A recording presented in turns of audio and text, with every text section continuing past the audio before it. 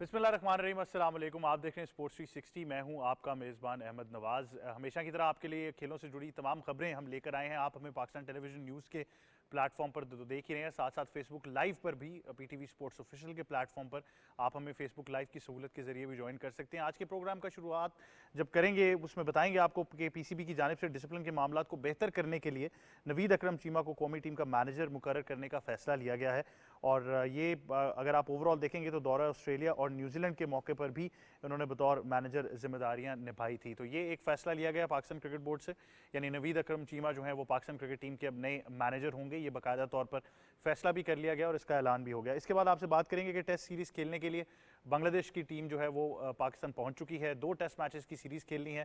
इसके अलावा बांग्लादेश ए और पाकिस्तान शाहीन्स का भी मैच है। तो बहुत अच्छी क्रिकेट हमें यहाँ पर देखने को मिल रही है। और वर्ल्ड टेस्ट चैंपियनशिप के जो पॉइंट्स हैं, कीमती पॉइंट्स, वो लेना होंगे तो फिर दोनों टेस्ट मैचेस जीतने होंगे। पहला टेस्ट मैच पिंडी क्रिकेट स्टेडियम में खेला जाएगा, दूसरे के लिए टीम जो है वो नेशनल स्टेडियम कराची का दौरा करेंगी। और जिस तरह की हमने बात का कि कॉम्बिनेशन अगर देखें तो बांग्लादेश की भी बहुत ज़बरदस्त टीम नज़र आ रही है, तो इस पर भी गुफ्तगू करेंगे। उसके बाद आपसे बात करेंगे मलेशिया में खेली गई एशियन इंडोर रोइंग चैंपियनशिप में पाकिस्तान रोइंग टीम ने 5 गोल्ड मेडल, 5 सिल्वर और 4 ब्रॉन्ज मेडल जीतकर इवेंट में 15 ममालिक के एथलीट्स जो थे वो शामिल थे। बट बहुत ही ज़बरदस्त कारकर्दगी रही पाकिस्तान की। 14 मेडल्स मजमूई तौर पर लेकर आए हैं, जिसमें 5 गोल्ड, 5 सिल्वर और 4 ब्रॉन्ज मेडल शामिल हैं। तो पाकिस्तान की जो रोइंग टीम है उसको बहुत बहुत मुबारकबाद हो। और बहुत ही ज़बरदस्त स्पोर्ट्स से खबरें आती रहती हैं। हम बार बार कहते हैं कि आए दिन एक नई स्पोर्ट्स जो है वो पाकिस्तान के लिए बेहतरीन कारकर्दगी हमें देखने को मिलती है और वो हम आप तक लेकर आते हैं। उसके बाद बात करेंगे ताइक्वांडो के आलमी मुकाबले में एक और गोल्ड मेडल पाकिस्तान के नाम रहा है। पाकिस्तान के 22 साल आमिर खान ने भारत, फिलिपाइन और जापान के एथलीट्स को शिकस्त देकर कौमी परचम लहरा दिया है। बैंकॉक के अंदर ये मुकाबले हुए और बहुत ही ज़बरदस्त परफॉर्मेंस रही आमिर खान की। और बहुत अच्छे वो नौजवान 22 साल टाइकोंडो प्लेयर हैं और मेरे ख्याल से मुस्तकबिल में भी पाकिस्तान के लिए बहुत सारे एजाज़ जीत कर लाएंगे। तो उनको गोल्ड मेडल पर बहुत मुबारकबाद, पाकिस्तान टाइकोंडो फेडरेशन को बहुत मुबारकबाद हो। इन तमाम चीज़ों पर गुफ्तगू करनी है, खासतौर पर क्रिकेट, क्योंकि अब टेस्ट सीरीज शुरू होने जा रही है तो इस पर भी गुफ्तगू करेंगे। आपसे मेहमानों का तारुफ कराते हैं। सबसे पहले हमें स्टूडियोज़ में ज्वाइन कर रही हैं हमारी स्पोर्ट्स एक्सपर्ट, पाकिस्तान की साबिक cricket captain, cricket commentator, broadcaster and international presenter Sana Mir. अस्सलाम वालेकुम। वालेकुम कैसी हैं अस्सलाम। आप? अल्लाह का शुक्र, ठीक ठाक। बहुत शुक्रिया, आप हमें ज्वाइन करिए। साथ ही साथ हमें ज्वाइन कर रहे हैं हमारे एंकर भी हैं, एक्सपर्ट हैं, फुटबॉल हो या क्रिकेट हो, मुख्तलिफ ओहदों पर फाइज रहते हैं। और आज हैरानकुन तौर पर he is the birthday boy, तो हमें ज्वाइन कर रहे हैं सईद मोहम्मद अवैस। अस्सलाम वालेकुम। पहले तो आपको सालगिरह बहुत बहुत मुबारक हो। बहुत शुक्रिया, आप बताओ। Happy thank you so much, birthday, happy thank you so birthday। Much, thank you so much. मज़ा आता है आपके साथ हमेशा, बिल्कुल। लेकिन आज क्लास नहीं लेनी प्लीज। नहीं, आज नहीं बना। लेकिन आज एक और गलती कर बैठे कि केक नहीं लेकर आया। तो आप देखिए, मुझे कहा गया था यार, टीम आज केक बर्थडे का लेके आई केक थी। ये तो नहीं लेके आएगा। नहीं, वो बाकी हों तो हम कंसोलिडेट करते हैं। अवैस के लिए उसी ने लाना है, तो उसके लिए no special treatment. But Awais के लिए मेरे ख्याल से सबसे बेस्ट जो गिफ्ट है वो है कि शाजी वापस आ चुके हैं। और शाजी को हमने लास्ट टाइम भी कहा था कि जब आप गए मेडल आया, इस बार भी आप जाएं ताकि मेडल आए। तो उन्होंने अपना वादा पूरा किया है और वो मेडल पाकिस्तान पहुंचा है। और अब साथ ही साथ शाजी भी वापस स्टूडियोज में पहुंच चुके हैं, सीनियर स्पोर्ट्स जर्नलिस्ट और तजिया कार जनाब मोई शाह साहब। अस्सलाम वालेकुम। वालेकुम जी, कैसे हैं शाजी? अल्लाह का एहसान। बहुत मुबारक हो, मेडल लेकर वापस आपको आए भी आप। मुबारक हो जी, पूरी कौम को मुबारक हो। बिल्कुल। और हम एक्सपेक्टेशन से मेरा ख्याल है ज़्यादा बढ़ के परफॉर्म किया अरशद नदीम ने। और मैं कहता हूँ कि आप वहाँ होना और वो देखना, वो मोमेंट देखना, और ख़ासकर साथ जो पूरे वर्ल्ड से एथलीट्स आए हुए थे, जर्नलिस्ट आए हुए थे कवर करने वाले, और वो फिर बंदा एक बड़ा प्राइड फील करता है कि जी मैं पाकिस्तानी हूँ और पाकिस्तान के एथलीट ने कितनी ज़बरदस्त और शानदार परफॉर्मेंस की, ओलंपिक रिकॉर्ड बनाया। वो मौका मेरा ख्याल है और वो लम्बा जो है ना वो सारी उम्र यादगार है। बिल्कुल। मैं कितने लोगों को ये कह रहा था कि सबसे अच्छी बात है कि we are part of that golden generation जिसने स्पोर्ट्स की तारीख इस मुल्क के लिए रकम होते हुए देखी है। तो बहुत ही ज़बरदस्त मोमेंट था। और साथ ही साथ हमें हमारे लाहौर स्टूडियो से ज्वाइन कर रहे हैं साबिक प्लेयर भी रहे हैं और कोच भी रहे हैं डच इंटरनेशनल टीम के, जनाब आसिम खान साहब। अस्सलाम वालेकुम आसिम भाई, कैसे हैं आप?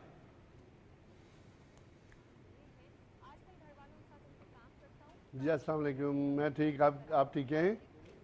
बिल्कुल जी, बहुत शुक्रिया, आप भी हमें ज्वाइन करें। सना, आज आपसे गुफ्तगू का आगाज़ करते हैं। तो नवीद अकरम चीमा को मैनेजर बनाने का बाकायदा तौर पर फैसला ले लिया गया है। डिसिप्लिन का वर्ड एक बार फिर बड़ा आई थिंक एक्सक्लेमेशन मार्क के अंदर आता है। माजी में भी हमने देखा है कि सीनियर मैनेजर भी थे, मैनेजर भी थे, तो कुछ डायनामिक्स थे। बट मेरा ख्याल है अब ये भी चीज़ ज़रा सेटल डाउन हो जानी चाहिए बाकी चीज़ों के साथ साथ। बिल्कुल। आई थिंक मंसूर राना और वहाब रियाज जो थे वो उनको मैनेजरियल रोल से जब से रिलीज़ किया गया है तो उसके बाद से इनको ऑब्वियसली एक फुल टाइम मैनेजर के तौर पे लेके आए गए हैं। ओवरऑल इनकी जो हिस्ट्री रही है वो यही नज़र आया कि डिसिप्लिन डेफिनेटली इनकी एक स्ट्रेंथ है, डिसिप्लिन कर सकते हैं लोगों को, तो आई थिंक वो ही मेन फैक्टर है। सबसे बड़ा नुकसान जो पाकिस्तान टीम को हुआ है वो जो डिसीजन मेकिंग की, जहाँ पर डिवाइड हुआ टीम के अंदर, और बहुत सी डिफरेंट ख़बरें हमने सुनने को मिली, ग्रुपिंग हो गई है, टीम में एक डिवाइड नज़र आया है। तो आई थिंक उसके लिए भी एक ऐसा फिगर हेड होना जहाँ पर ये पता हो कि एक्चुअल बॉस कौन है टीम का, या एक्चुअल डायरेक्शन कहाँ से आनी है। तो ठीक है, हेड कोच तो एक इम्पॉर्टेंट फिगर होना चाहिए, कप्तान एक इम्पॉर्टेंट फिगर होता है, इसी तरह मैनेजर भी बड़ा इंपॉर्टेंट होता है टीम डायनामिक्स में, क्योंकि कोई भी एक तरफ से अगर पॉलिटिक्स हो रही है तो वो पूरी टीम को अफेक्ट करती है। तो इस तरह से अगर आप पीसीबी के बाहर से लाते हैं, हमने रेहान को देखा, बहुत अच्छे मैनेजर है वो पाकिस्तान टीम के, तो न्यूट्रल जब बाहर से आप लेके जनरली लोगों को आते हैं तो वो जो एक जनरल पर्सनल एजेंडाज होते हैं वो उतने नहीं होते। जब आप विद इन द सिस्टम, हमने देखा है ज़्यादातर लोगों को लाते हैं तो ज़्यादातर सर्वाइवल मोड के ऊपर चीज़ें चल रही होती हैं। तो होपफुली अल्लाह करे कि इस तरह से अब आगे कंडक्ट किया जाए फ्रॉम मैनेजमेंट ऑल्सो, कि जो पॉलिटिक्स है, जो डिवाइड एंड रूल वाली पॉलिसी है, या जो डिवाइड करना है टीम को, वो at least with in the setup ना हो। बाहर से तो बहुत से फैक्टर्स होते हैं जो कि इस चीज़ को कोशिश करते हैं कि आपकी एक टीम में डिवाइड आए, एक्सप्लॉइट किया जाए, बट विद इन टीम वो नहीं होना चाहिए। और आई होप कि अब इनके आने से ये चीज़ ख़त्म हो जाए। वैसे ये बड़ा ज़रूरी है कि रोल ऑफ अ मैनेजर समझा जाए, और ख़ास तौर पर माजरत के साथ मेरे ख्याल से पाकिस्तान में हमने पिछले कुछ अरसे में यहाँ पे भी देखा कि इसकी इनकन्सिस्टेंसी की वजह से भी पाकिस्तान टीम में मसाइल पैदा हुए, चाहे वो डिसिप्लिन के हो सकते हैं, या वो मेरे ख्याल से टीम से जुड़ी अगर कोई इंटरनल खबर भी बाहर जा रही है तो वो भी टीम के लिए, टीम की मैनेजरियल ड्यूटीज़ के लिए एक नाकामी है कि जी जो इनसाइड न्यूज़ है जिस तरीके से उसको एक्सप्लॉइट किया जाता है, जिस तरह सना ने भी कहा। देखिए, एक चीज़ कप्तान ने कहा ना, अगर मैनेजर रेहान की स्पेसिफिकली बात करूँ, मैं हमेशा इस चीज़ के बारे में बात करता हूँ कि पीसीबी ने एक बैरियर तोड़ा था कि आपको एक्स क्रिकेटर, और लिटरली होता है जब मैनेजमेंट की बात करें, जितना चले मैं पाकिस्तान नेशनल क्रिकेट टीम का मैनेजर नहीं रहा, लेकिन जितना एक्सपीरियंस ले चुका हूँ, ज़रूरी नहीं है कि आप नेशनल टीम को आपने रिप्रेजेंट किया हो।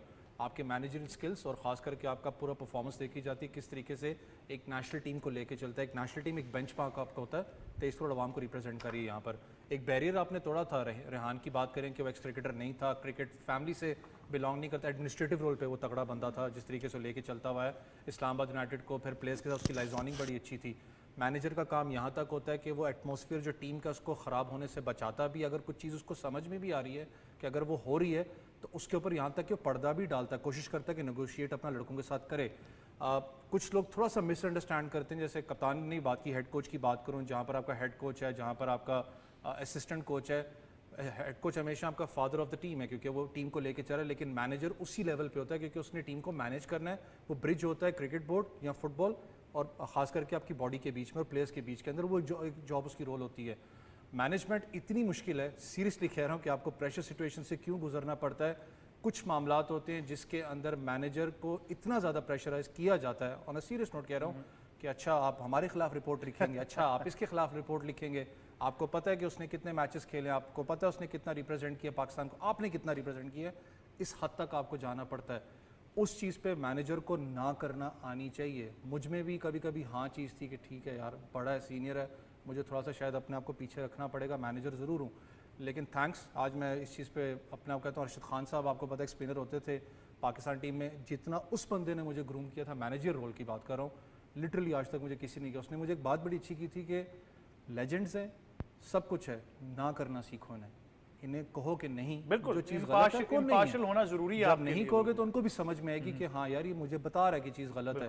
मुझे पता है कुछ मामलात होते हैं जिसकी वजह से मैंने कहा ना कि जब मैनेजर रिपोर्ट भी होती है यहाँ तक उसको बड़ा क्लियर रखना पड़ता है। अहमद भाई, इंस्ट्रक्शंस होती हैं कि मैनेजर रिपोर्ट जाती है डायरेक्टली टू द चेयरमैन, बिल्कुल, लेकिन कुछ मामलात होते हैं जिसके अंदर आपको फिर एडवाइस चाहिए होती है हेड कोच की। ऑब्वियसली वो हेड कोच, आप उसकी एडवाइसेस लेते हो, लेकिन it needs to be transparent. ये बड़ा एक इंपॉर्टेंट रोल है, बिल्कुल। और मेरे ख्याल से कोलैबोरेशन, कम्युनिकेशन, ये सारी चीज़ें बड़ी ज़रूरी होती हैं। लेकिन शाहजी, पाकिस्तान क्रिकेट बोर्ड में पिछले कुछ अरसे से अगर हम देख लें तो मुस्तकिल मिजाजी की एक मिसाल अब कायम होती जा रही है कि आहिस्ता आहिस्ता चीज़ें डिफरेंट डिपार्टमेंट में सेटल हो रही हैं। ये मैनेजर का जो रोल है ये भी मुख्तलिफ लोगों को दिया गया है। हाल ही में हमने सीनियर मैनेजर का रोल भी पहली बार देखा, अब नवीद अकरम चीमा इस रोल में जाने लगे हैं। तो कितना ज़रूरी है कि अब इसको भी आप एक कंसिस्टेंट मॉडल बनाएं, जिस तरह कहा जा रहा है और जिस तरह वैसे भी निशानदेही की कि फिर मैनेजर का जो रोल है या जिस तरीके से उसने निभाना है ये भी बहुत ज़रूरी है। देखिए, मैनेजर का कॉन्सेप्ट क्या है, मैं आपको बताऊं कि एक बड़े अच्छे मैनेजर पाकिस्तान टीम के गुजरे हैं, जिनके दौर में पाकिस्तान ने 2009 का T20 वर्ल्ड कप जीता है। उनका नाम यावर सईद था, और यावर सईद बहुत क्लास के मैनेजर थे और मेरे बड़े अच्छे करीबी दोस्त थे, और उनके साथ बैठ के मैं 2-2, 3-3 घंटे इस तरह की डिफरेंट गपशप लगाता हूँ रहता था। अल्लाह ताला उनको जन्नत नसीब करे, वो हमें नहीं है अब। लेकिन एक बात उन्होंने बड़ी मज़ेदार की थी और जो मुझे आज तक भी याद है। उन्होंने कहा था, जब आपको मैनेजर अनाउंस किया जाता है तो फिर आपने मुड़ के क्रिकेट बोर्ड की तरफ नहीं देखना, फिर आप आल एंड ऑल हो, फिर डिसीजन आपने लेने हैं। जो वहाब रियाज या वो मैनेजर जो वर्ल्ड कप पे थे वो डिसीजन नहीं ले सके, यहाँ डिसीजन आपको लेना पड़ता है, क्योंकि आपको पूरी पावर्स दे दी गई हैं चेयरमैन क्रिकेट बोर्ड की तरफ से, और फिर डिसिप्लिन पे आपको देर एंड देन डिसीजन लेना पड़ता है। अगर नहीं लेंगे तो फिर खराबियाँ पैदा होंगी। और एग्जैक्टली वही हमारा वर्ल्ड कप में हुआ कि हम कोई ऐसे मौके पे कि जिस पे डिसीजन लेना चाहिए था, वो टीम के अंदर हम डिसीजन नहीं ले सकते। अगर किसी को बाहर बैठाना था, उसको बताना था कि आप बड़े नहीं हो, गेम बड़ी है, पाकिस्तान बड़ा है और पाकिस्तान पे ही हमने सारा ये पाकिस्तान के लिए ही हम खेल रहे हैं, तो वो अगर वो डिसीजन ले लिए जाते तो शायद वहाब रियाज भी, और वहाब रियाज क्योंकि आल एंड ऑल थे, तो मंसूर राना को मैं इतना नहीं कहूँगा, वहाब रियाज को वो डिसीजन लेने चाहिए थे। अब जो नहीं उन्होंने लिया तो उसका खमियाजा उनको भुगतना पड़ा। अब नए मैनेजर हैं, एक अच्छे पुराने ब्यूरोक्रेट, मंजे हुए ब्यूरोक्रेट हैं, मुख्तलिफ पोजीशन पे ये रहे हैं नवीद अकरम चीमा, और इनकी रेपो भी अच्छी है, इसमें कोई शक नहीं है। अब वही देखना है कि अब जो आगे कोई इस तरह की अगर इनडिसिप्लिन केसेस होते हैं, टीम के अंदर कोई ऐसी बात होती है, कोई ग्रुपिंग का शक्ल कोई नज़र आती है या कोई इस तरह की आती है जो कि अब नहीं आनी चाहिए। थोड़ा बहुत सबक मेरा ख्याल है सब प्लेयर्स को मिला है, और उनको पता है कि अब इस तरह करके वो निकल जाएंगे और साइड पे हो जाएंगे। क्योंकि देखें, टीम को किसी प्लेयर की ज़रूरत नहीं होती। मैं आपको सच बताऊं कि थोड़े टाइमली आप फील करते हो कि बहुत बड़ा प्लेयर था, शायद इसकी कमी हो गई है, लेकिन विद द टाइम वो फिल हो जाता है। तो सबसे आगे आपको अपनी टीम है, सबसे आगे आपका अपना नेशन है, कंट्री का नाम होता है। जिस तरह मैं मतलब है कि यकीन करें, मैं अब पेरिस ओलंपिक में टीम के साथ रहा, रोज़ाना मेरा एक उठना बैठना अरशद नदीम के साथ, बार बार उनके इंटरव्यूज़ करने, उनसे बात, वो सिर्फ उनमें एक जो तड़प थी ना, वो ये थी कि इस मुल्क के लिए मैं कुछ करके जाऊँ यहाँ से, और वो बड़ी इंपॉर्टेंट चीज़ होती है। एक अरशद नदीम ने हमें बहुत सबक दिया है, और ये सबक सारे क्रिकेटर्स के लिए, सारे एथलीट्स के लिए, कि वो अल्लाह ताला आपको सब कुछ देता है। पैसा है तो वो भी आपको मिल जाएगा, आपकी किस्मत में जो चीज़ लिखी है वो आपको मिल जाएगी। आपने अपनी एफर्ट करनी है, वहाँ आपने जिस काम के लिए आप गए हैं, जिस काम के लिए आप सिलेक्ट हुए हैं, वो काम आपने करना है। तो वो अब मेरा ख्याल है ये टाइम आ गया है कि अब शायद क्रिकेट में भी सीनियर मैनेजर को या मैनेजर को वो फैसले करने पड़े और मजबूत होकर फैसले करने पड़े जिससे टीम की शक्ल बने, जिससे टीम का एक फ्यूचर नज़र आए कि ये टीम अब जेल्ड है, ये यूनाइटेड है, इसमें प्लेयर का कोई मसला नहीं है, अपनी अपनी परफॉर्मेंस की तरफ सारे प्लेयर देख रहे हैं। तो ये बात बड़ी ज़रूरी होती है हर टीम के। बिल्कुल, और किसी ने वो लाइन भी ड्रॉ करनी है जो बार बार जिस चीज़ की निशानदेही की जा रही है कि फिर जो मैनेजर है वो इम्पार्शल है, उसने वो बाउंड्री सेट करनी है, उसने वो set of rules and regulations establish करने हैं। तो ये बड़ा ज़रूरी है। आसिम भाई, आप कैसे इस डेवलपमेंट को देख रहे हैं? नवीद अकरम चीमा को मैनेजर बना दिया गया पाकिस्तान क्रिकेट टीम का, लेकिन बात वही है कि मुस्तकिल मिजाजी लाना होगी।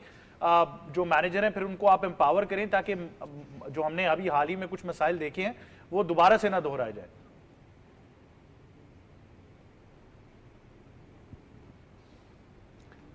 अहमद भाई, सबसे पहले तो मैं ये कहूँगा कि बहुत अच्छा डिसीजन है क्रिकेट बोर्ड का। नवीद अकरम चीमा साहब जो है एक पुराने आई मीन ब्यूरोक्रेट हैं और उन्हें मालूम है कि कैसे मैनेज करनी है चीज़ें। ये तो होगी बात अपनी जगह कि ठीक है, उन्होंने ये डिसीजन ले लिया। अब सबसे पहले तो मुझे ये बताएं कि क्या वहाब रियाज का बनता था जाना as a senior manager team के साथ? अभी उन्होंने खुद क्रिकेट खेल रहे थे, अभी तो जस्ट उन्होंने क्रिकेट छोड़ी है, तो आपने उन्हें इतना बड़ा ओहदा दे दिया। ये होता नहीं है, ना उनका कोई इस मामले में एक्सपीरियंस है, ना उन्होंने कभी कोई ऐसी चीज़ को देखा है या किया है। आपने कैसे उनके ऊपर ये जिम्मेदारी डाल दी और कैसे उनको ये ओहदा दे दिया? सबसे बड़ी बात, मैं क्रिटिसाइज नहीं कर रहा, मगर मैं बिल्कुल हकीकत जो है उसको बयान कर रहा हूँ। देखिए, मंसूर राना जो एक मंजे हुए मैनेजर भी रह चुके हैं और उससे पहले टीम के साथ वो काफ़ी दफ़ा गए हैं और उनका टीम के साथ काफ़ी ताल्लुक़ और नाता रहा है। मगर बात यह है कि आपने क्या अपने मैनेजर्स का मौक़िफ़ सुना है आपने सिर्फ वन साइडेड उनको बुला के आपने पूरा, आप देखें अगर आप अकाउंटेबिलिटी करते हैं तो उनको सबको बुला के प्रेस के सामने उनको बिठाएं कि वजह क्या थी, क्या वजह थी, क्या रीज़न था जिसकी वजह से आपने डिसीजन नहीं लिया, या आप डर गए, या आपने ऐसा क्यों किया। मगर ये कोई तरीका नहीं है कि आप उनको उतार दें उस ओहदे से, तो बग़ैर किसी आई मीन मौक़िफ़ उनका सुने या कोई बात उनकी सुने। मैं उनका हमायती नहीं हूँ, मगर मैं जो हकीकत है वो बयान कर रहा हूँ कि देखें, आप चाहे 10 और ले आए, जब तक आप अपने प्लेयरों को डिसिप्लिन नहीं सिखाएंगे, उनके ऊपर आप उनको प्रेशर नहीं करेंगे, तो कैसे आप चला पाएंगे। कल को नवीद अकरम साहब के साथ भी 2-3 प्लेयर मिलके यही है करेंगे तो क्या होगा। मुझे ये बताएं, सबसे पहले तो आपको अपने प्लेयरों को कहना है कि भाई जो इस मामले में इन्वॉल्व होगा वो टीम से बाहर होगा, क्योंकि शाह साहब ने बड़ी अच्छी बात की है कि गेम से बड़ा कोई नहीं है, क्रिकेट से बड़ा कोई नहीं है, चाहे वो जितना मर्जी बड़ा सुपरस्टार हो। तो मेरा ये कहना है कि देखिए, मंसूर राना को निकाला, वहाब रियाज को निकाला, मगर उनका आपने कोई ऑथेंटिक बयान नहीं सुना कि क्या हुआ था, क्या नहीं हुआ था। ये मेरे ख्याल से अकाउंटेबिलिटी का लेवल हो, या फिर बात करें कि मैनेजर ने वो रिपोर्ट जब लिख के दी तो फिर उस पर अमल कितना हुआ, ये बड़ा ज़रूरी होता है कि आप दोनों एंड्स को एक दफ़ा स्टडी करके ये ज़रूर अप्रोच डिस्कस करनी चाहिए। लेकिन मेरे ख्याल से हमारे पैनल ने भी इस चीज़ की निशानदेही की है कि जो भी मैनेजर है फिर उनको एम्पावर करें, उनका काम है कि फिर वो डिसिप्लिन को मेंटेन करें, ताकि और भी बहुत से मामला हैं, फोकस सिर्फ क्रिकेट पर नहीं रहना चाहिए। ऑब्वियसली क्रिकेट के अलावा भी कुछ मामला हैं जिनको प्रोफेशनल तरीके से ही देखा जाएगा। छोटे से वक्फे की तरफ जाएंगे, वापस आएंगे, डिस्कशन जारी रखेंगे। देखते रहिए sports 360।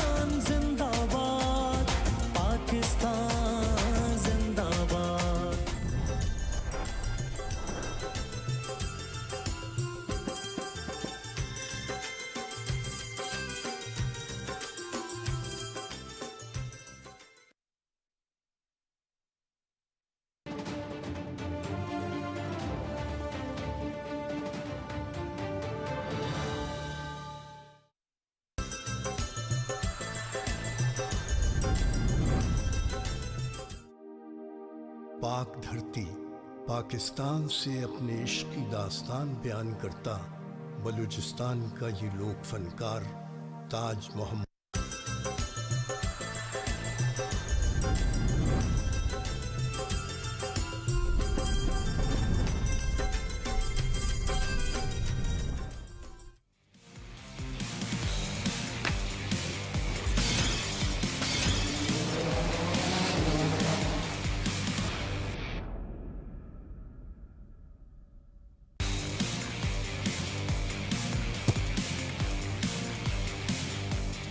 Champion, you are champion now. Welcome back to sports 360। गुफ्तगू जारी रखेंगे और अब बात करेंगे बांग्लादेश की टीम पर, जो कि दौरा पाकिस्तान के लिए पहुंच चुकी है। 2 टेस्ट मैचेस की सीरीज़ है, इसके साथ साथ पाकिस्तान शाहीन्स का भी मुकाबला है बांग्लादेश ए टीम से। तो काफ़ी अच्छी क्रिकेट देखने को मिल रही है। ICC टेस्ट चैंपियनशिप जो है उसके पॉइंट्स हैं बड़े ज़रूरी हैं। पाकिस्तान इस वक्त जो है वो टेबल पर 5वें नंबर पर मौजूद है। 5 मैचेस में से 2 जीते 3 हारे और ओवरऑल जो पाकिस्तान के मजमूई पॉइंट्स हैं वो 22 हैं और जो परसेंटेज है वो 36.66 है। तो आप बांग्लादेश की अगर बात करें तो वो 8वें नंबर पर हैं, उनके लिए भी ज़रूरी है ये सीरीज़। 12 पॉइंट्स होते हैं जी जीतने के, जिसमें से 6 पॉइंट्स बराबर करने के for a tie, 4 points for a draw. Overall अगर आप देखें तो टीम की जो रैंकिंग परसेंटेज पॉइंट्स हैं उसको देखते हुए ये ख्वाहिश जाहिर की गई कि पाकिस्तान जो है वो फाइनल के लिए क्वालिफाई करें। हम काफ़ी अर्से से कहते आ रहे हैं कि वर्ल्ड टेस्ट चैंपियनशिप भी अब एक ICC का इवेंट है जिस पर उतना ही फोकस रखना चाहिए। तो टीम पहुंच चुकी है और मैं ये कल भी बात कर रहा था, सना हमारी थोड़ी सी बात हुई थी कि उनकी बहुत अच्छी टीम है। अगर आप ख़ास तौर पर उनके बैटर्स की भी बात करें तो वो लंबी इनिंग्स, वो टेम्परामेंट उनके पास है कि वो अच्छा परफॉर्म कर सकें सीरीज़ में। बिल्कुल, ओवरऑल अगर आप देखें तो उन्होंने अपने काफ़ी एक्सपीरियंस प्लेयर्स को वापस लेके आए हैं। मुशफिकुर रहीम थम इंजरी के बाद पिछली सीरीज से बाहर हो गए थे, वो वापस आए हैं और उनको वो पाकिस्तान ए के अगेंस्ट भी खिला रहे हैं ताकि वो जो मैच प्रैक्टिस है एक तरह से वो वापस उनको मिल जाए। तस्कीन अहमद वो सिर्फ कराची के मैच में अवेलेबल होंगे, पर उनका इनके सीम जो यूनिट है उनके साथ आना एक बड़ा इंपॉर्टेंट है। आपको पता है तस्कीन बहुत ही अच्छे और बड़े एक्सपीरियंस बॉलर है। उसके अलावा शाकिबुल हसन की वापसी हुई है। तो ये 3 नाम ही in itself match winners on a day साबित हो सकते हैं। एक पूरा सेशन अगर इनका अच्छा निकल जाए तो वो मैच का जो रिज़ल्ट है उसके ऊपर काफ़ी ज़्यादा इम्पैक्ट कर सकते हैं। तो उस तरह से देखा जाए तो काफ़ी स्ट्रेंथन किया है इन्होंने अपने स्क्वाड को। और वैसे भी अगर देखा जाए तो स्पिन को बड़ा अच्छा खेलते हैं। मे बी पिचेस का भी एक रीज़न होगा और साथ ऑपोजिशन का भी कि पाकिस्तान ने सिर्फ एक स्पेशलिस्ट स्पिनर इब्रार के साथ जा रहे हैं और बाकी 5 फास्ट बॉलर्स के साथ हम जा रहे हैं इस सीरीज़ में। तो देखने को होगा। मुझे लगता है कि अच्छा क्लोज कॉन्टेस्ट होना चाहिए और बस अगेन होप ज़रूर होगी। लेकिन हमारी एक्सपेक्टेशन ये है कि हमें ऊपर से फास्ट बॉलर्स आउट करते, ज़्यादा लंबी इनिंग्स ना ही खींचें। बिल्कुल, ऑब्वियसली आपकी एक्सपेक्टेशन तो यही होगी जब आप 5 फास्ट बॉलर्स का स्क्वाड लेंगे जिसमें नसीम शाह भी हैं, शाहीन अफरीदी भी हैं, मोहम्मद अली की फॉर्म बड़ी अच्छी थी लॉन्गर फॉर्मेट में। तो इस तरह के जो बॉलर्स हों आपके पास आप चाहेंगे ज़रूर। और इसमें अगेन स्लिप कैचिंग बड़ी इंपॉर्टेंट रोल प्ले करेगी और कितना बाउंस मिलेगा हमें इन पिचेस पे वो भी अभी देखना है। पर आई होप कि रिजल्ट ओरिएंटेड क्रिकेट ज़रूर हो, क्योंकि अगर जैसे आपने ICC टेस्ट चैंपियनशिप की बात की तो उसके लिए बड़ा ज़रूरी है कि लाइवली पिचेस ऐसी ज़रूर हों जहाँ पर ड्रॉ के बजाय मैच का रिजल्ट ज़रूर निकले। बिल्कुल, अब सेशन बाय सेशन चलना होता है। कप्तानी की बात करें तो शान मसूद बड़े कॉन्फिडेंट हैं। स्क्वाड को भी अगर आप देखें तो बड़ा एक डाइवर्स स्क्वाड है। मेरे ख्याल से पाकिस्तान को अगर आप इक्वेशन बाय इक्वेशन देखें तो ज़्यादा स्ट्रॉन्ग टीम ऑन पेपर तो नज़र आ रही है, लेकिन बांग्लादेश किस तरह का कंपटीशन देता है ये बहुत ज़रूरी होगा। खासतौर पर पहला फैक्टर यही है कि ऊपर से फास्ट बॉलर्स आउट कर दें, वरना नीचे फिर ड्रैग हो जाएगा काम। अहमद, बांग्लादेश की अगर बात करूं तो हालिया कुछ अरसे में बांग्लादेश आपको डिफरेंट टीम नजर आती है, फाइट करते हुए नजर आती है। मुझे पता है टेस्ट क्रिकेट में थोड़ा सा स्टिल डगमगाती है। ट्रैक रिकॉर्ड कल मैंने कहा था ना कि 12 मैच पाकिस्तान जीता हुआ है, 13 खेले, एक ड्रॉ बस हुआ हुआ है, लेकिन वो अच्छी चीज़ है कि फाइट नजर आती है। लेकिन एक अच्छा जो पॉइंट ऑफ व्यू था पाकिस्तान का कि आपने मेन मैच से पहले पाकिस्तान शाहीन्स का जो इस वक्त मैच जारी है इस्लामाबाद में, एटलीस्ट लड़कों को जो मैच प्रैक्टिस है वो मिलेगी। ये ज़रूर डेड विकेट है, इतनी कोई अच्छी विकेट नहीं थी जहाँ पर मैच इस वक्त हो रहा है, लेकिन पिंडी की विकेट कवर है। कल जो मैं शाजी से बल्कि पूछ ही रहा था अगर इनका चक्कर लगा तो वो कवर विकेट हुई हुई है। पता नहीं कि विकेट किस तरीके से बिहेव करती है, उस पर काम ज़रूर किया जा रहा था। कुछ कहा जा रहा है कि लाइवली विकेट होगी, ऊपर से आपको पता है एटमॉस्फेयर इस्लामाबाद का काफ़ी बेहतर है कि आज सच गर्मी पड़ नहीं रही यहाँ पर, तो लाइवली ग्रास ही आपको नजर आएगा। कल से बारिशें भी शुरू है तो डैम्पनेस भी थोड़ा बहुत विकेट पे होगा। स्पिन बॉलिंग ऑप्शन फिर शायद मैं कहता हूँ कि एक आप शायद वो रोल भूल गए यहाँ पर, क्योंकि बांग्लादेश के 2 स्पिनर्स इस वक्त मौजूद हैं उनकी टीम के अंदर, वो 300 के लगभग दोनों विकेट्स कैरी ऑन करते हैं, तो स्पिन पे वो ज़्यादा बैंक करेंगे। पाकिस्तान की अगर बात करूँ, आपको पता है नसीम शाह खुद 13 महीने के बाद वापस आ रहे हैं। शाहीन की बात करें, उन पर एक एडेड प्रेशर होगा, जो मामला चलते हुए आए हैं तो कहीं ना कहीं वो एडेड प्रेशर आपको हर्ट भी करता है, लेकिन आपके अंदर एक भूख होती है कि यार मैंने विकेट्स लेके शटअप कॉल देनी है अपनी परफॉर्मेंस। और ये एक फास्ट लेकिन आपने कह तो दिया कि उन्होंने उनका वो स्पिन पे बैंक कर रहे हैं, 300 विकेटें वो शेयर करते हैं, और हमारा ट्रैक रिकॉर्ड स्पिन के अगेंस्ट क्या है ये हमें भी पता है ना, क्योंकि तीसरी चौथी इनिंग्स में स्पेसिफिकली मैं कहूँ तो हमारे लिए हमेशा डू एंड डाई सिचुएशन रही है, चाहे हमने स्कोर देना हो चाहे हमने चेस करना हो। और स्पिन बॉलिंग ऑप्शन पिंडी के अंदर जाके जैसे जैसे तीसरा दिन होता है वहां पर आपका टेयर अपना जो स्पिनर्स है खास करके डोमिनेट करते हैं। जो स्पिन बॉलिंग ऑप्शन है, फिर मैं कह रहा हूँ क्यों आगा सलमान आपके पास हैं, अब मुझे नहीं लगता कि आगा सलमान को आप खिलाओगे, जो बैटिंग लाइनअप आपको नजर आती है तो दैट मीन्स कि आप सिर्फ इब्रार पे बैंक कर रहे हो, लेकिन खेलना तो पड़ेगा उनको इब्रार अगर पे- दूसरा स्पिनर चाहिए। नहीं देखिए, मुझे जहाँ तक लग रहा है नहीं खिलाएंगे, जो मुझे लग रहा है आप इब्रार के ऊपर ही। फिर आप फास्ट बॉलर्स को रेस्ट कैसे देंगे इन बिटवीन सेशंस? आपको पता है कि फास्ट बॉलर्स के बेचारों ने देना कहाँ है रेस्ट? यानी आप चाह रहे हैं शान मसूद आके 6-7 ओवर्स फेंके तभी तो थोड़ा काउंटी के अंदर balance अच्छा स्विंग उनका होता है ना, तो कोई पता नहीं है उनका। विशाल जी, आप क्या कहना चाहेंगे? दोनों टीम्स को जरा हिस्टोरिकली देखते हुए बांग्लादेश की अच्छी साइड है, टेम्परामेंट वाइज उनके कुछ प्लेयर्स बैटिंग करना जानते हैं, अच्छी बात है, बट पाकिस्तान का सबसे बड़ा अलमिया तो वो एक स्पिनर पे ही बैंक कर रहे हैं, लेकिन पिंडी की फिर ट्रेडिशनल पिच होती है, समथिंग अनलाइकली, क्या देखने जा रहे हैं? देखिए पिंडी की पिच ने जब भी आज तक, अगर आपने थोड़ी बहुत ग्रास छोड़ी है ना, तो फिर वो फास्ट बॉलर को हेल्प करिए। और ये मैं जिस तरह टीम का कम्बिनेशन है, और पाकिस्तान ने ये माइंड बना लिया है, पाकिस्तान के थिंक टैंक ने, कि इनको अगर हम खिलाएंगे तो फास्ट पिचेस पे खिलाएंगे, बाउंस पे खिलाएंगे, सीम पे खिलाएंगे, कोई स्पिन को अपना ट्रम्प कार्ड हम इस्तेमाल नहीं कर सकते, वो भी खासकर बांग्लादेश के अगेंस्ट। बांग्लादेश थोड़ा बहुत ज़रूर शेकी है और वो फास्ट बॉलर से, और आपके फास्ट बॉलर बड़े पाए के फास्ट बॉलर हैं, क्वालिटी की फास्ट बॉलर हैं। और अगर पिचेस वैसी बनती हैं जैसे माइंड में मुझे लगता है पाकिस्तान थिंक टैंक के है कि ग्रास हो, लिफ्ट हो, बाउंस हो, थोड़ा पिंडी में तो ऐसी विकेट बड़ी आराम से बन जाती है, क्योंकि इसकी नेचर ही ऐसी है कि इसमें आपको थोड़ा बहुत क्वालिटी का बॉलर बहुत इससे हेल्प ले सकता है।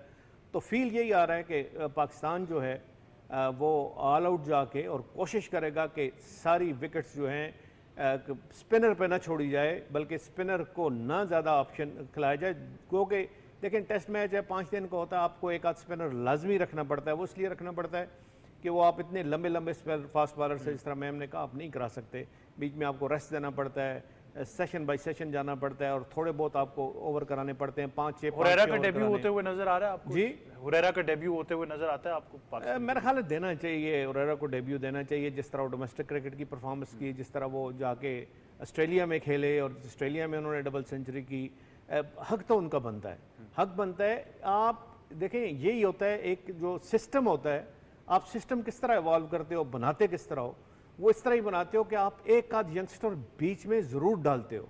अगर आप वो नहीं डालोगे तो आपकी टीम फिर आगे आइंदा वाले सालों के लिए बनती नहीं है।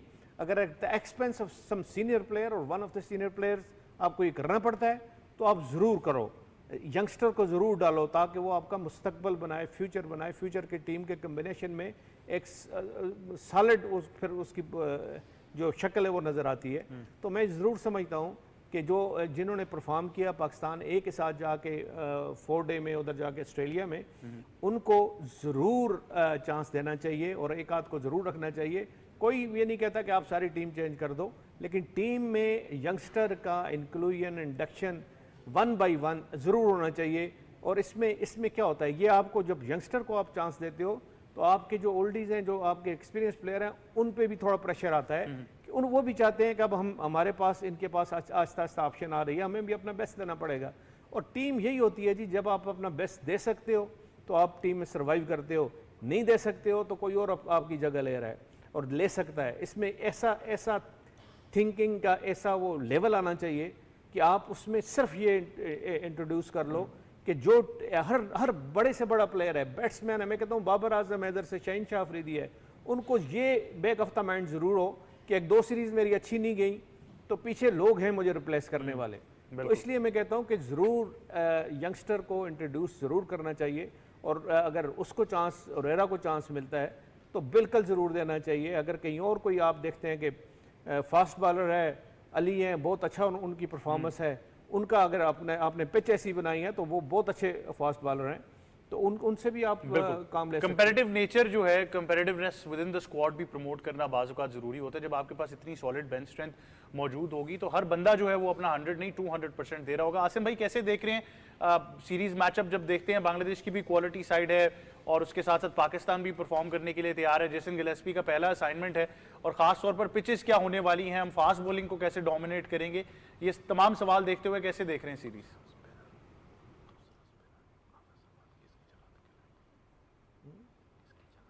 अहमद भाई, सबसे बड़ी बात तो ये है कि आप होम सीरीज़ खेल रहे हैं।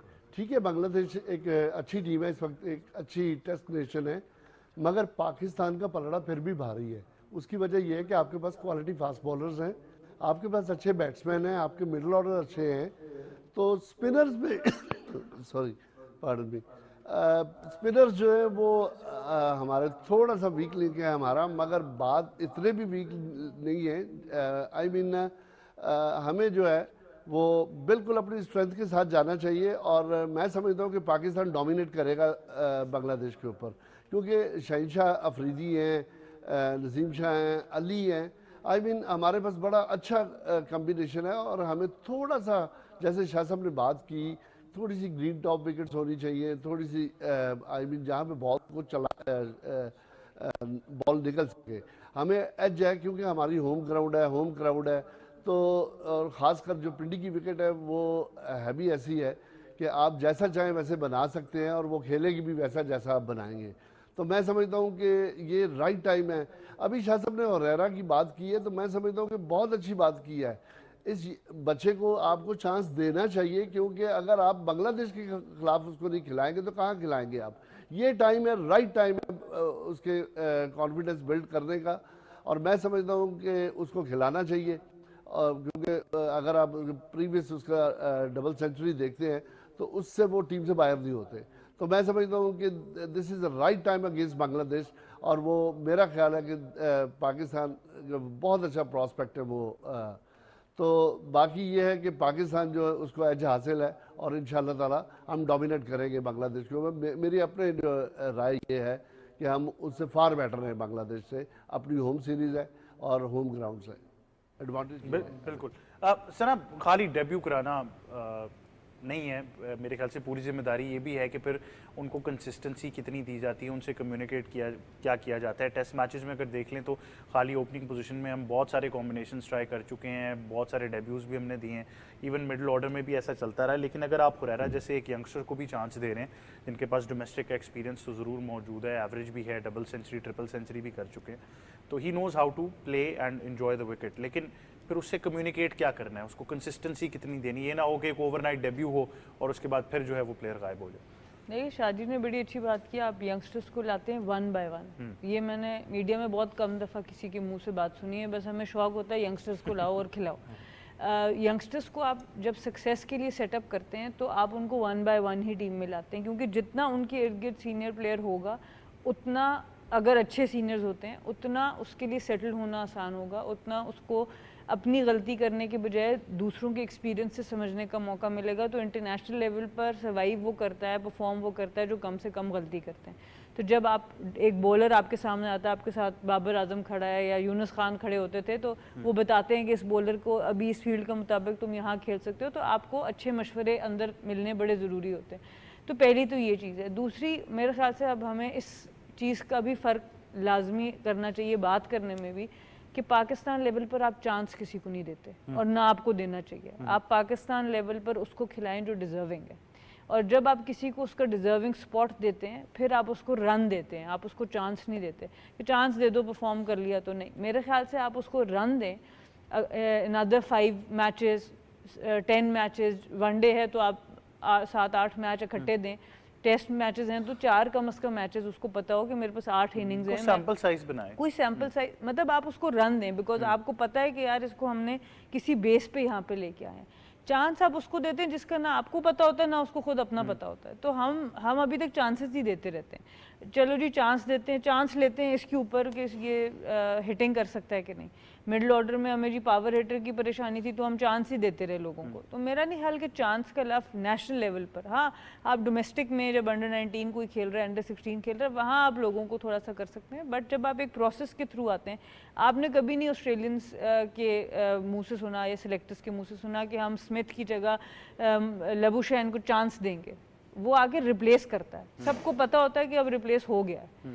सो ये नहीं होता कि अब वापस हम स्पेस पे जाएंगे उस जगह पर। तो आई थिंक इस माइंडसेट को आप जब बदलेंगे तो जो आने वाला भी प्लेयर होगा उसको ये पता होगा कि मुझे एक पूरा मौका मिलेगा, जब तक मैं पूरे मौके पे फेल नहीं होऊंगा मैं भी इधर ही हूँ। तो उसमें फिर वो अपने आप को बैक कर सकता है, वो परफॉर्म कर सकता है। इसीलिए अनफॉर्चुनेटली हम डिपेंडेंट होते हैं एक कप्तान पे या उस वक्त के चेयरमैन पे या उस वक्त के मैनेजर पे कि यार ये हमें कितनी सपोर्ट करता है। तो फिर आपका सारा माइंडसेट पॉलिटिक्स और किसी तरीके से अपनी जगह बचाने पे लग जाता है। जब आपकी पॉलिसी मेकिंग ऐसी होगी, जब आपकी सोच ऐसी होगी कि आप लोगों को सिक्योर करें, आप सिक्योरिटी दें, क्योंकि ऑलरेडी वहाँ पे बड़ा डेंजर है, एक स्लिप में फील्डर खड़ा है, एक अच्छा बॉल एक स्विंग short करने leg वाला पर है, आगे अंपायर खड़ा है, पिच का पता नहीं बिहेवियर क्या है, तो वो ऑलरेडी बड़े चैलेंजेस से गुजर है, तो हमें उसको चैलेंज नहीं देना चाहिए अननेसेसरी। तो आई थिंक इस चीज़ को अगर हम काम कर पाएँ तो होपफुली आने वाले अरसे में हम एक अच्छी सेटल टीम तैयार कर सकते हैं। बिल्कुल ऐसे ही है। जाने से पहले जल्दी से आप मुझे बता दें, फुरेरा डेब्यू कर रहे हैं, हाँ या ना, में बस बता दें। खुरेरा करा डेब्यू कर रहे क्योंकि पाकिस्तान विकेटर उसको करना भी चाहिए, मैं कहता हूँ डेब्यू। बिल्कुल। शाहजी, कप्तान के बारे में जल्दी से क्लोज करना है प्रोग्राम, लेकिन आपसे मैं पूछ लेता हूँ, कप्तान की सिनर्जी गिलेस्पी के साथ कैसे देख रहे हैं, जो अब बनने जाएगी डेफिनेटली शाम। देखिए, एक बड़ा मैं कहता हूँ कि चैलेंज फेस कर रहे हैं इस वक्त शान मसूद। हम तो समझते हैं कि चलें उनको कप्तान बना दिया। देखिए, कप्तान has to lead from the front, ये बड़ा ज़रूरी है। आप अगर 16 या 17 की एवरेज से आप इनिंग खेलते रहेंगे और आप बड़ी इनिंग नहीं खेलेंगे और आप सिर्फ कप्तानी पे के ज़ोर पे आप इस कोशिश करेंगे कि मैं टीम के साथ रहूं या मैं बड़ा कॉन्फिडेंट हूँ इंसान, तो मैं इस टीम के साथ, परफॉर्मेंस लाजमी है। आपको परफॉर्मेंस आपको दिखानी चाहिए पड़ेगी। पिछले 2-3 सीरीज़ शान मसूद की अच्छी नहीं गई, अब उनको ये ख्याल करना पड़ेगा, उनको ये सोचना पड़ेगा अगर आपने उन्होंने स्टे करना है as a captain of Pakistan test team, तो ही हैज़ टू परफॉर्म, उसका अल्टरनेट कोई भी नहीं है। देखिए, बड़ी फिर तनकीद आ जाती है अगर आपकी 2-3 सीरीज मुसलसल आपकी अपनी परफॉर्मेंस, ज़ाती performance as a batsman, as a top order batsman आपकी अच्छी नहीं रहती, वही 20-25-30 करके आप आउट हो जाते हैं। अगर 15 आपने इनिंग्स खेली, उसमें एक 50 नज़र आती है, तो फिर बड़ा मुश्किल हो जाता है स्टे करना। फिर नए कप्तान की तरफ फिर नज़रें चली जाती हैं कि अब नया कप्तान कौन होगा, आगे किसको कप्तानी देनी चाहिए। तो अपनी परफॉर्मेंस शान मसूद को ना सिर्फ इस सीरीज़ में, बांग्लादेश की है थोड़ी वीकर टीम है, कंपेयर हम करें अगर इंग्लैंड के साथ, बल्कि इंग्लैंड की सीरीज़ में इनको भरपूर परफॉर्म करना पड़ेगा, कंट्रीब्यूट करना पड़ेगा पाकिस्तान के टोटल में, ताकि जाके अपनी उनकी एक, मैं कहता हूँ अच्छी बात है, वो अपनी प्लेस सीमेंट करे as a captain Pakistan test team. उसके लिए उनको स्कोर करके देना पड़ेगा, बड़ी इनिंग्स खेलनी पड़ेगी, खड़ा होना पड़ेगा, एग्जाम्पल बनना पड़ेगा। जो यंगस्टर हैं, नए लोग प्लेयर आए हैं और नई देख रहे हैं जो टीम में आने के लिए, जगह अपनी बनाने के लिए, तो एग्जाम्पल सेट करने के लिए बहुत अच्छा है। देखें, उनसे हम कप्तानी के साथ साथ उनकी पर्सनल और इंडिविजुअल परफॉर्मेंस है, वो भी एक्सपेक्ट हम करते हैं कि वो बड़ी हाई क्लास होगी। बिल्कुल ऐसे ही है और बड़ी ज़बरदस्त सीरीज़ होने वाली है। बट शाहजी, अवैस, सना और आसिम भाई, आपको बहुत शुक्रिया आप हमें ज्वाइन करे थे। अवैस, आपको एक बार फिर सालगिरह बहुत मुबारक हम सब की तरफ से। आपके फेसबुक कमेंट्स भी शामिल कर लेते हैं। राजा जुल्फ़िकार हमें ज्वाइन कर रहे थे, इसके अलावा महमून सरकार है जो बांग्लादेश से ज्वाइन कर रहे थे, बहुत शुक्रिया, आपको प्रोग्राम पसंद आया। और मोहम्मद इसहाक भी हैं जो प्रोग्राम को फेसबुक पर ज्वाइन कर रहे थे, तो आप लोगों का बहुत शुक्रिया। जैसा कि आप जानते हैं कि अब आपके पास फेसबुक लाइव की भी सहूलत मौजूद है, आप PTV स्पोर्ट्स ऑफिशियल पर हमें बराह रास्त देख सकते हैं। पाकिस्तान बांग्लादेश की सीरीज़ बहुत ही ज़बरदस्त होने वाली है और साथ ही साथ जिस तरह सीरीज़ चलती रहेगी, जो भी इससे जुड़ी खबरें हैं वो हम आप तक लाते रहेंगे। इस प्रोग्राम के सिलसिला जो है वो जारी रहेगा। फेसबुक पर भी आपसे मुलाकात होगी, पाकिस्तान टेलीविजन न्यूज़ पर भी मुलाकात होती रहेगी और बहुत सारा कंटेंट है जो आगे भी डिस्कस करते रहेंगे। यही था आज का स्पोर्ट्स 360। मुझे और टीम को दीजिए इजाज़त। अल्लाह हाफ़िज़।